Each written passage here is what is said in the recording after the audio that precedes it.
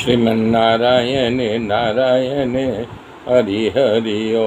श्रीमन्नारायण नारायण हरि हरि ओम।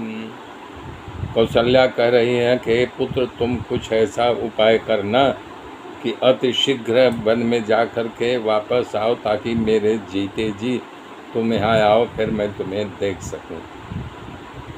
और ये समाचार जब सीता जी ने सुना कि राम का वनवास हो गया है, तो तुरंत अपने सासू के पास आई, उनके चरणों में प्रणाम करके सर नीचे करके आंखों से आंसू टप टप गिर रहा है, नेत्रों से जल बह रहा है।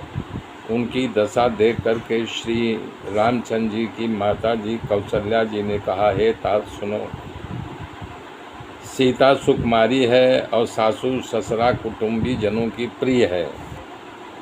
इसके पिताजी राजाओं के शिरोमणि हैं और पिता सूर्य रूपी सूर्य वंश के सूर्य ही है, और पति सूर्य रूपी कुमुद को खिलाने के लिए चंद्रमा के समान है। सब गुणों का भंडार और शीर स्नेह से भरा हुआ है। ये रूप की भंडार सुंदर गुणों की शोभा वाली है। ये पुत्र पदु कि हमने प्राप्त किया है।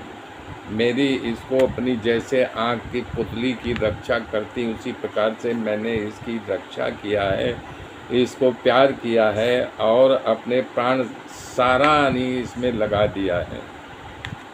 अब सीता तुम्हारे साथ वन में जाना चाहती है। हे रघुनाथ, तुम्हारी क्या आज्ञा है? ये तुमसे आँख नहीं मिला पा रही है, लेकिन इसके अंदर की सारी वेदना को मैं एक स्त्री होने के नाते समझ रही हूँ। ये तुम्हारे बिना यहाँ नहीं रह सकती है, इसलिए लगातार इसके आँखों से आंसू की धारा बह रही है। वन के लिए ब्रह्मा जी ने विषय सुख की जानकारी रखने वाली कोल और भील लड़कियों की रचना की है।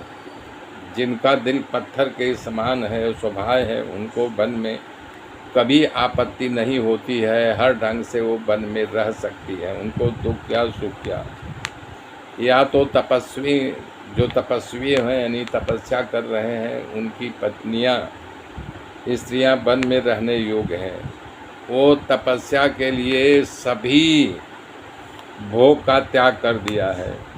हे तात, ये तस्वीर में जब बंदर की फ़ोटो देखती है तो ये छड़ जाती है, डर जाती है। भला बताओ, वन में बाघ, शेर, भालू, बंदर सब रहते हैं, तो कैसे रह सकेगी?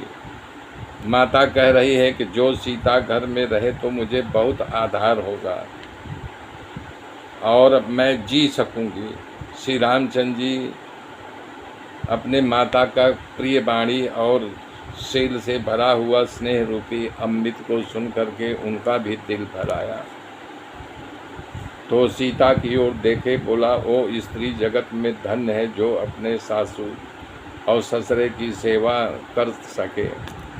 ये तुम्हें विधाता ने बहुत अच्छा मौका दे रहा है, इसका तुम समय का सदुपयोग करो और तुम यहीं घर में रह कर के माता और हमारे पिता की सेवा करो।